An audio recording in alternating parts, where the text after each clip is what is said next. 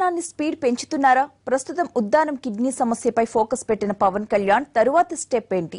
జనాభా మద్యం షాపులపై యుద్ధ భేరీ మోగిస్తున్నారా? విశాఖ సభలో హింట్ ఇచ్చారా? ప్రస్తుతం ఇవే ఏపీ రాజకీయాల్లో హాట్ టాపిక్ అయ్యాయి.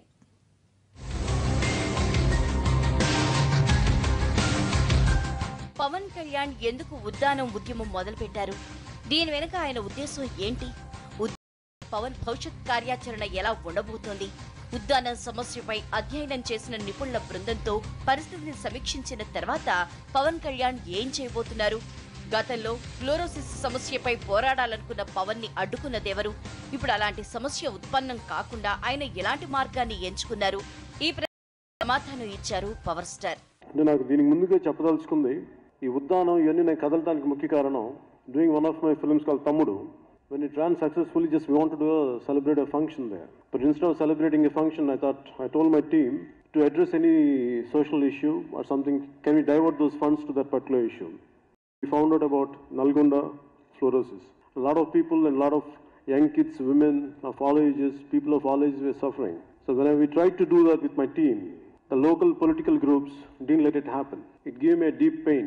To do really good in the society is very difficult. Different interest groups will create a conflict. Because of that made me to keep deeply dwell into our political situation. So that was the origin for Uddan.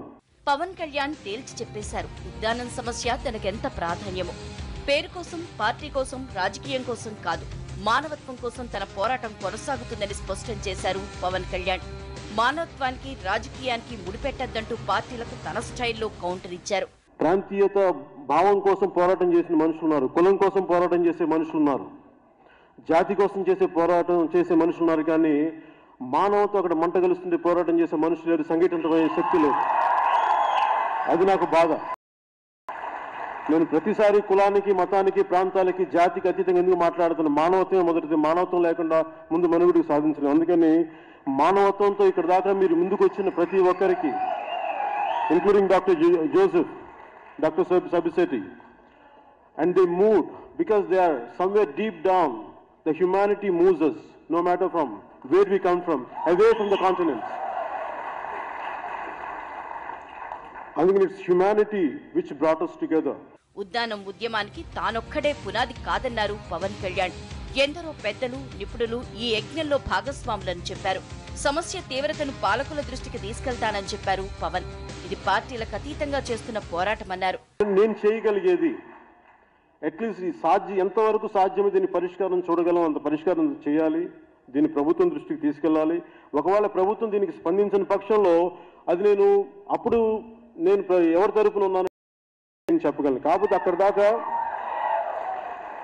దారి పొడుగుతూ ఏదో ఫ్లెక్సీలు చూస్తుంటే ఇదేదో నా ఒక్కడికి ఇస్తున్నట్టుగా ఉంటే నేను చెప్తున్నాను, దీని వెనక డాక్టర్ దుర్గారావు గారు కానీ, డాక్టర్ కృష్ణమూర్తి గారిని, అలాగే అనేక మంది పేరు తెలియని ప్రతి ఒక్కరు దీనికి హీరోలు, దీనికి నిజమైన హీరోలు. వాళ్ళకి నేను మనస్ఫూర్తిగా చేస్తున్నాం. ఉద్యానం సమస్య పరిష్కారం అవ్వడమే తన లక్ష్యమని స్పష్టం చేశారు పవర్ స్టార్. అణుబాంబు తయారు చేసేంత మేధస్సు సాధించినప్పుడు ఉద్యానం సమస్యను ఎందుకు పరిష్కరించలేమని ఆయన ప్రశ్నించారు. అధికార, విపక్ష పార్టీలు కలిసి ఉద్యానం బాధితుల్ని ఆదుకుంటామని చెప్పారు పవన్. ఈ సమస్య కోసం ఇంతమంది అనుభవజ్ఞులు, ఇంతమంది ప్రతిభావంతులు, ఇంతమంది మేధావులు కలిసి వచ్చి మనిషి మేధస్సంతా కలిపి ఒక అణుశక్తి, ఒక అణుబాంబుని కనిపెట్టినప్పుడు ఉద్యానం లాంటి సమస్యను ఎందుకు పరిష్కరించలేము? దీన్ని రేపొద్దున కూడా ప్రభుత్వం దృష్టికి తీసుకెళ్తాను. అవసరమైతే ప్రతిపక్షం మద్దతు కూడా నేను కోరుతాను, ఇంక్లూడింగ్ జగన్మోహన్ రెడ్డి గారి మద్దతు కూడా.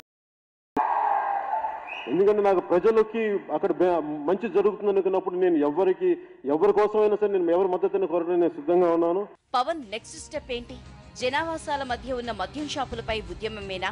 తన ప్రసంగం చివర్లో పవన్ చెప్పిన మాటలు, చూపించిన ప్లకార్డులకు అర్థం ఇదేనా?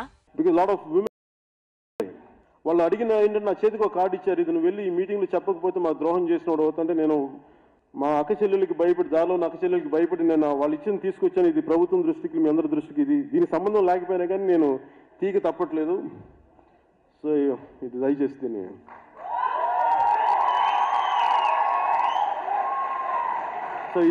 దీని గురించి ఇంకొక సందర్భంలో మాట్లాడుతాం. విశాఖ సభలో పవన్ ప్లకార్డుల ప్రదర్శనతో మద్యంపై సమరభేరి మోగించబోతున్నారనే వాదనలు వినిపిస్తున్నాయి. మరి జనసేనాని ఎలాంటి స్టెప్ తీసుకుంటారు అనేది అటు ప్రభుత్వ వర్గాల్లోనూ ఇటు రాజకీయ పార్టీల్లోనూ చర్చ జరుగుతోంది.